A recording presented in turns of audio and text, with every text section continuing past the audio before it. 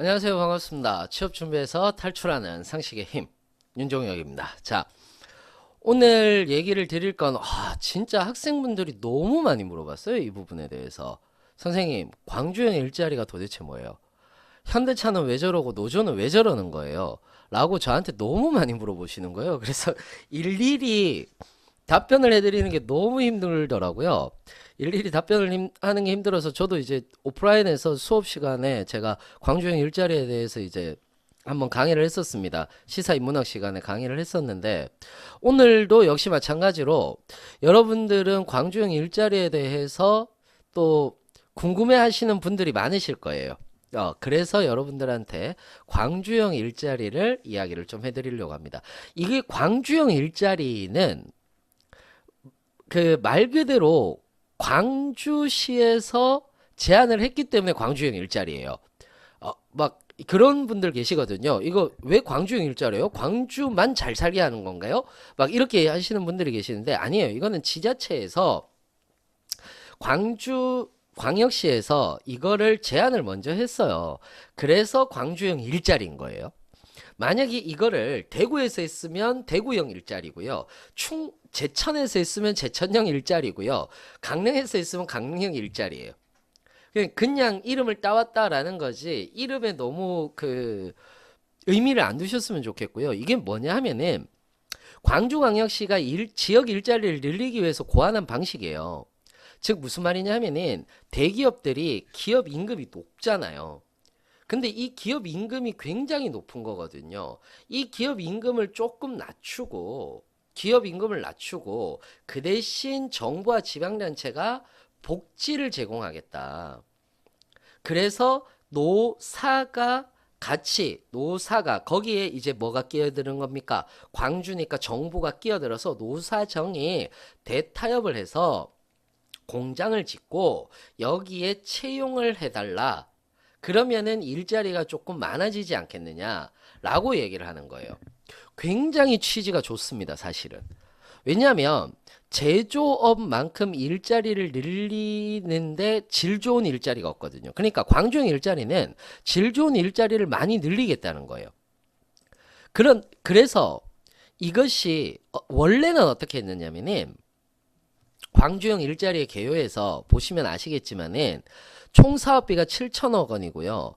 참여자가 광주시하고 현대자동차하고 투자자 유치를 하는데 생산 차종은 경영 스포츠 유틸리티 차량이고 고용 인원이 약 한 1,000명. 그러니까 간접 고용까지 합치면은 12,000명 정도 예상을 하는 거고 임금 수준이 4천만 원 전후가 되는 겁니다. 그리고 임금 보조로서 주택 지어서 공급하고 공동 어린이집하고 문화시설 등을 건립하겠다라고 해서 사실은 굉장히 취지가 좋았어요. 그런데 이게 원래 어떻게 됐었느냐면은 광주하고 요건 뒤에 자료를 보여드릴게요. 원래 광주하고 현대차하고 협상을 할 때는 제일 먼저 이 임금 협상 때문에 했어요.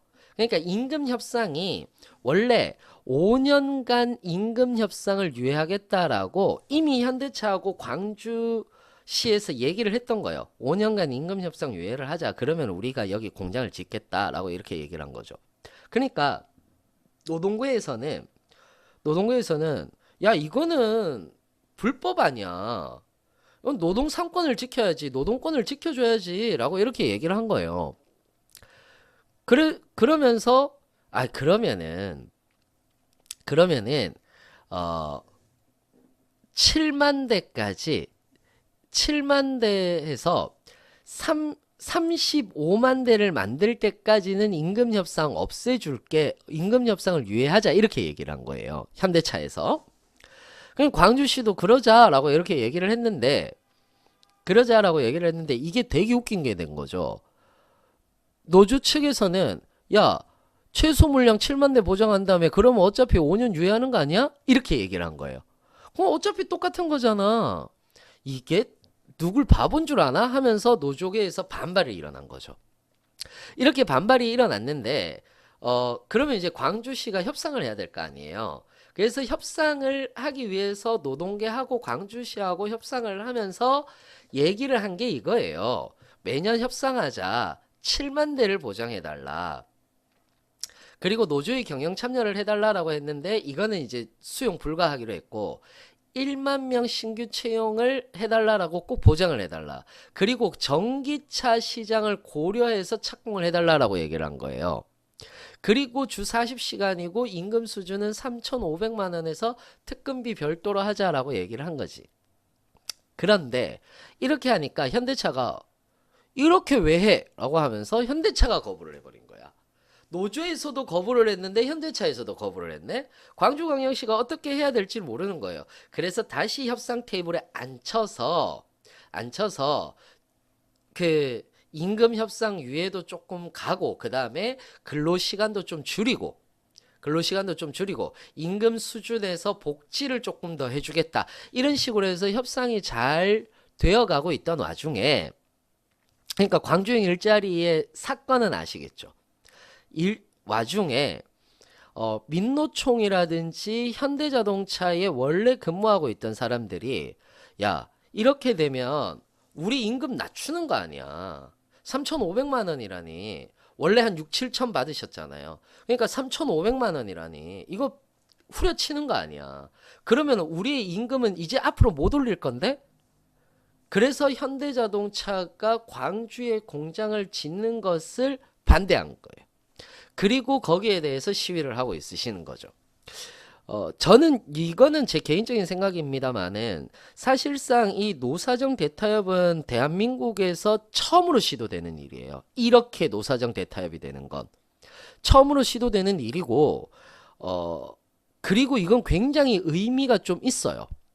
물론 아우토 5000이라고 해서 독일의 것을 따왔다라고 이렇게 얘기를 하지만은 저는 여기에서도 뭐 언론에서는 그렇게 얘기합니다. 아우토 5000을 따와서 이렇게 협상을 했다라고 얘기를 하지만은 사실은 아우토 5000보다 훨씬 어려운 게 뭐냐 하면 아우토 5000은 원래 기업이 제시를 했어요. 기업이 제시를 한 거예요. 우리 지금 힘드니까 노조 측에다가 이렇게 우리 해달라라고 한 거고 여기에 정부가 끼어서 노사정 대타협이 일어난 거예요. 그런데 지금은 누가 제시를 했느냐면은 정부 그러니까 지자체에서 제시를 한 거예요. 지자체에서 제시를 했고 이걸 노동계와 현대차가 받아들이냐 받아들이지 않느냐에서 이권 다툼을 하는 거예요.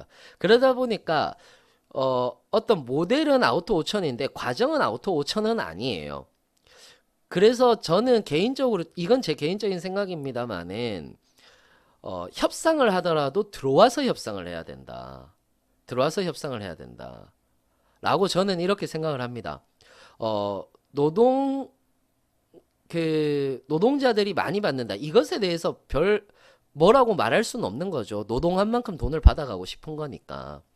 그런데 지금 현재는 사회 통합이 어느 정도 필요한 시점이니까 거기에 대해서 사회적 합의가 이루어져야 되지 않을까. 그래서 그냥 단순히 시위만 하는 것이 아니라 협상 테이블에 모여서 전반적으로 정말로 지금 일자리가 많이 없으니까 그리고 질 좋은 일자리가 많이 없으니까 이 현대차라든지 광주시라든지 정말 노사정이 대타협을 이루게 된다면 이것이 정말 좋은 모델이 돼서 진짜 우리의 청춘들에게 좋은 일자리를 줄 수도 있지 않을까라고 생각을 하기 때문에 이건 제 개인적인 생각입니다만은 민노총이라든지 이런 분들도 좀 협상 테이블로 들어오셔서 같이 이야기를 했으면 좋겠다라는 개인적인 바람입니다.